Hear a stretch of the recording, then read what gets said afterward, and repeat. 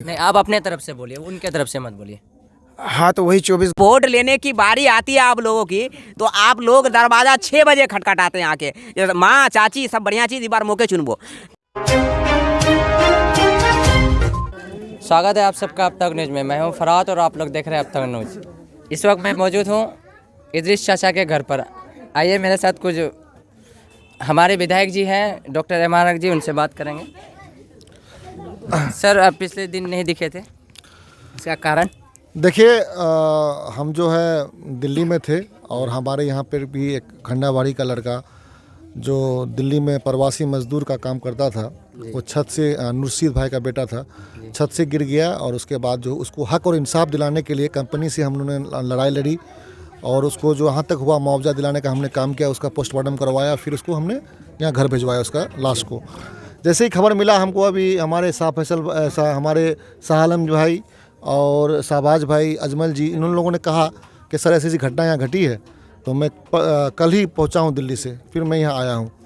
इस घटना के बारे में हम ये कहना चाहते हैं कि इदरीस जी जो है बहुत ही निहायत और ईमानदार व्यक्ति थे हमारे इस समाज के, और उनको जिस तरह से अपराधियों ने एक तरह का षड्यंत्र करके उनको बहला फुसला करके बुलाया और फिर उनके ऊपर जो है धारदार हथियार से जो इनके ऊपर जान लेने का कोशिश किया और काफ़ी जो है उनके साथ ज्यादती किया, यहाँ तक कि किसी तरह से वो जान बचा करके जो है सुधानी थाना पहुंचा और वहाँ पर जो है थानादार का जो रोल होना चाहिए वो रोल बिल्कुल उन्होंने अदा नहीं किया और उनको एफआईआर दर्ज नहीं किया, जबकि घटना का जो ये स्थल है वो सुधानी थाना के आसपास ही था।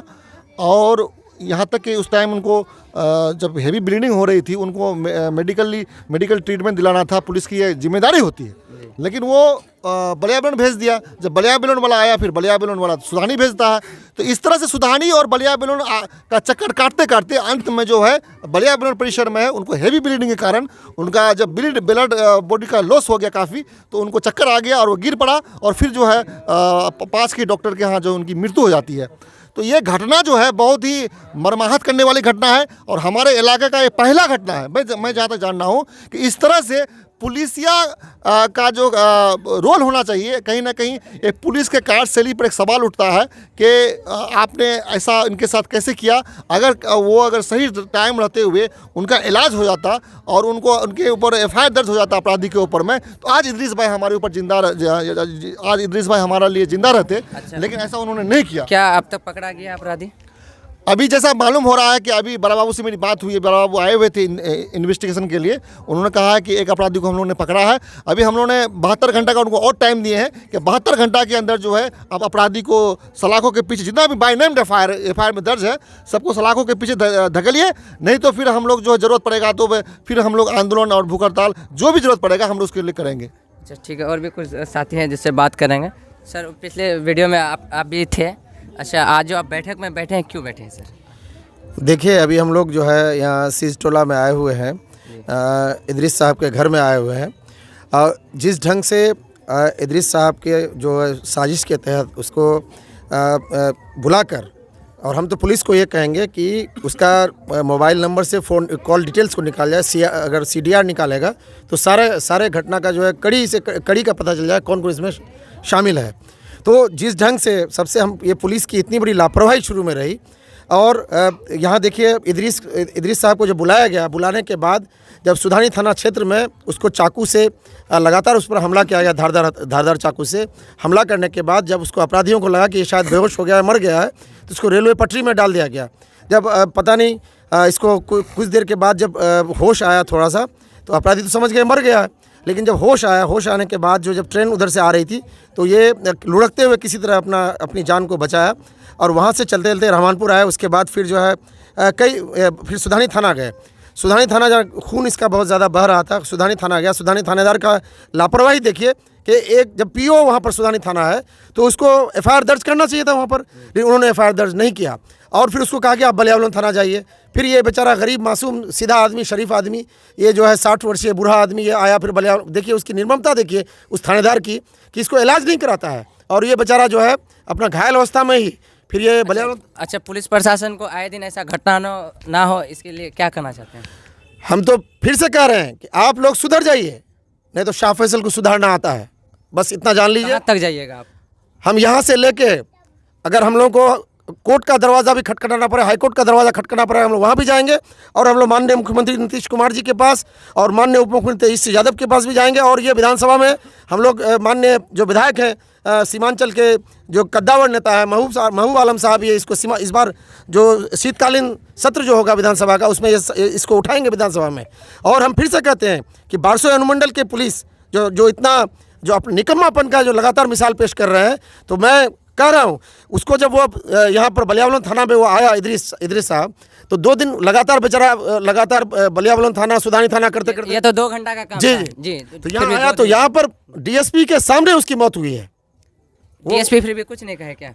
नहीं, उसमें जब डीएसपी के सामने मौत हुई तो लोगों का दबाव बहुत ज़्यादा रहा। उसके बाद डीएसपी से मेरी बात भी हुई है, फिर एफआईआर भी दर्ज हुआ है। एफआईआर दर्ज होने के बाद तब डीएसपी भी इसमें एक्शन लिए और एक्शन लेने के बाद उस पर जांच चल रही है। और हम ये कटिहार ज़िला के एसपी साहब से, माननीय जितेंद्र कुमार जी से और बिहार सरकार के डीजीपी से मैं ये कहना चाहता हूँ, और बिहार सरकार के मुख्य सचिव दीपक कुमार जी जो कि माननीय मुख्यमंत्री के मुख्य सचिव है, उनसे भी मेरा आग्रह है कि लगातार हमारा बारसोई अनुमंडल जो अपराधियों का गढ़ बन चुका है, तो यहाँ पर थोड़ा खास ध्यान दीजिए। और इसके बाद जो भी लापरवाह पुलिस ऑफिसर, आपको मैं बताना चाहता हूँ, जब हम पर इंजीनियर शाह फैसल मुझ पर जब जानलेवा हमला हुआ, हम लोग जब बलियाबलन थाना में एफआईआर दर्ज किए, इसका जो थानेदार थे उसको संजय पांडे जी ठीक से इसका तफ्तीश नहीं किए, जाँच नहीं किए, जिसका हम लोगों ने शिकायत किया गृह विभाग को बिहार सरकार के।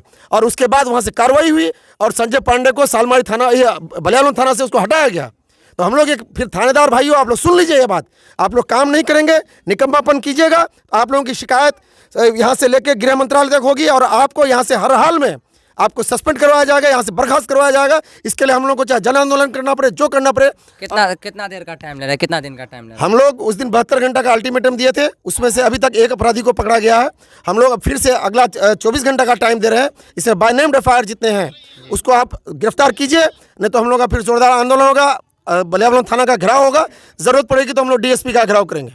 चलिए ठीक है, आइए कुछ दोस्त और हैं जिनसे बात करेंगे। क्या नाम है आपका? मेरा नाम मोहम्मद अजमल है। अच्छा, ये घटना जो हुआ, अब इसके तहत क्या कहना चाहते हैं? जी, ये बहुत दुखद घटना है और ये चीज़ अंदर मतलब हमारे समाज में होते रहता है। ये चीज़ नहीं होना चाहिए और पुलिस प्रशासन के मेरा एक अपील है जो इस पे कड़ी से कड़ी ध्यान दें और जो मुजरिम ओरिजिनल है उनको जो भी सज़ा बनता है उसको दीजिए। बस मेरा एक ही कहना है और आइंदा ये डर का माहौल जो है नहीं बनना चाहिए। चलिए ठीक है, और भी कुछ ऐसे दोस्त हैं जिनसे बात करेंगे। क्या नाम है आपका? मेरा नाम अबुल कलाम है। अच्छा, कहाँ घर हुआ आपका? बेनीजलालपुर पंचायत अच्छा, सरपंच पति हैं हम। अच्छा ठीक है, आपको ये घटना कैसे पता चला? ये घटना पता चला बात को जैसे ही हम रात को पता चला, सवेरे हम आए हैं। जी। यहाँ से आने के बाद यहाँ बैठे, जैसे जो होना था हुआ, उसके बाद फिर थाने पहुँचे, वहाँ जाके साथ में रह के एफआईआर करवाए जी। और उसके बाद हम घर पहुँचे। जी। और अभी फिर हम पुलिस प्रशासन हमारे यहाँ आए हुए थे। जी। उनसे जो बातचीत हुई तो बाय नेम का वो बता रहा है कि एक अपराधी गिरफ्तार हुआ है। जी। उनको हिदायत दिया गया कि जल्द से जल्द आप जितने भी आप अपराधी हैं। कितना दिन का टाइम ले रहे हैं आप? जैसे हमारे फैसल साहब बता रहे हैं कि 24 घंटे। नहीं, आप अपने तरफ से बोलिए, उनके तरफ से मत बोलिए। हाँ, तो वही 24 घंटे का आप कितने दिन का टाइम ले रहे हैं? आप बताइए अपने तरफ से। हम तो वही कह रहे हैं कि 24 घंटे का हम ही दे रहे हैं। अगर 24 घंटा में नहीं हुआ तो जन आंदोलन होगा, कुछ भी होगा, कुछ भी करने को हम तैयार हैं। तैयार हैं। काफ़ी दुखद है घटना। ऐसा क्यों हो रहा है कि समाज में 1 साल पहले उसका बेटा मरा और 1 साल के बाद ही 1 साल घूमते घूमते उसका बाप को मारा गया और अभी पता चल रहा है कि उनके घर वाले को धमकी दिया जा रहा है कि पेट्रोल जला के तुम लोगों का घर जला देंगे। तो आखिर ये क्या है, क्यों हो रहा है ऐसा? तो क्या मांग कर रहे हैं ना आप? हाँ, मांग कर रहे हैं। चलिए ठीक है, और भी कुछ दोस्त हैं जिनसे बात करेंगे। क्या नाम है भाई आपका? मेरा नाम है सैयद जुल्फ़िकार। अच्छा, ये घटना देख के आपको क्या महसूस हो रहा है? ये घटना की जानकारी जैसे ही मुझे रात को हुई तो अफसोस हुआ काफ़ी। जी। और सबसे बड़ी बात है पुलिस की लापरवाही काफ़ी रही इसमें। अगर पुलिस इनको सबसे पहले कहीं यहाँ वहाँ ले जाना छोड़ के हॉस्पिटल अगर ले जाते तो आज वो हमारे बीच में ज़िंदा होते, या उनकी बच्ची मौरिया नहीं होती, या उसकी वाइफ बेवा नहीं होती, इस घर में अलग खुशहाली होती। तो पुलिस वाले का ये लापरवाही है और हम चाहते हैं पुलिस वाला गरीब और अमीर देख के ना ये सब चीज़ करे और चाहे जो भी मुजरिम हो उसको कड़ी से कड़ी सज़ा मिलनी चाहिए। और इस बारे में सबसे बड़ी बात ये कहना चाहूँगा, जो ये बड़े बड़े नेता दावा जो करते हैं ये आज 3 दिन हो गया, इस घटना को 3-4 दिन हो गया, लेकिन आज यहाँ पे कोई आके नहीं पहुँचा है। कदवा के विधायक जी कहाँ भी नहीं आए कदवा के विधायक जी भी नहीं आए और हमारे वो भी नहीं आए, क्या नाम उसका, नजाम राही साहब, वो तो अभी जब इनका दुकान जला था वहाँ बहुत जल्दी पहुँच गए थे। ये घटना जब वहाँ हुई तो वो उनका अभी तक यहाँ पे कोई हमने नाम नहीं सुना जो वहाँ है। जब वोट लेने की बारी आती है आप लोगों की तो आप लोग दरवाज़ा 6 बजे खटखटाते हैं आके, जैसे माँ चाची सब बढ़िया चीज़ इस बार मौके चुनबो। तो इस बात के लिए भी आप लोगों को आगे आना चाहिए। आखिर गरीब ऐसा कब तक सहेगा और क्यों सहेगा? जब आपको वोट लेने की बारी आती, जब हमारा दरवाजा आप खटखटाते हैं तो दुख सुख में भी आप आइए ना, हमारे साथ खड़े होइए ना। आज आप कहाँ हैं? आज वही देखते हैं डॉक्टर हक साहब, शाह फैसल साहब, ये दोनों भाई आए हैं 2 दिन से, वो भी आए, वो जैसे दिल्ली से आए वो भी यहाँ आए सुनने के लिए। और सबसे बड़ी बात, ये दोनों आके एक बहुत अच्छी बात कही है, जो उनकी जो एक बच्ची है शादी दिलाने के लिए, उनका जिम्मेदारी हम सब ने उठाया, मैंने भी उठाया। और मैं भी कहता हूँ जो हमसे बन पड़ेगा वो हम मदद करेंगे इनके घर पे। आज इनके घर पे कोई कमाने वाला नहीं था, वो सहारा था, वो सहारा कौन लौटाएगा उनका? तो ये तरह की जो हत्या हो रही है, इनका पुलिस वाले को हाथ जोड़ के मेरी विनती है कि आप प्लीज़ गरीब को अमीर और गरीब देख के ये सज़ा और उसका वो करने जो केस मिलता है, जैसा भी मिलता है, उसका जो गवाह है उसके दौरान और जो गुनहगार है उसको कड़ी से कड़ी सज़ा दिया, वो पैसे वाला हो या गरीब हो। आदमी को पुलिस के ऊपर सबसे ज़्यादा भरोसा और विश्वास होता है, क्योंकि हमारे इधर का भगवान वो होते, क्योंकि पुलिस को देख के जितना आदमी डरता है तो उतना विश्वास भी करता है। अगर कानून व्यवस्था हमारे यहाँ का ठीक रहेगा तो मजाल नहीं है किसी का, जो कोई किसी का हत्या हो जाएगा, किसी को गोली मार दी जाएगी या किसी का चोरी हो जाएगा। तो ये सब चीज़ पुलिस वाले के ऊपर है और पुलिस वाला कड़ी से कड़ी सजा कराए और हमको इस मामले में जो भी दोषी है उसको सजा चाहिए।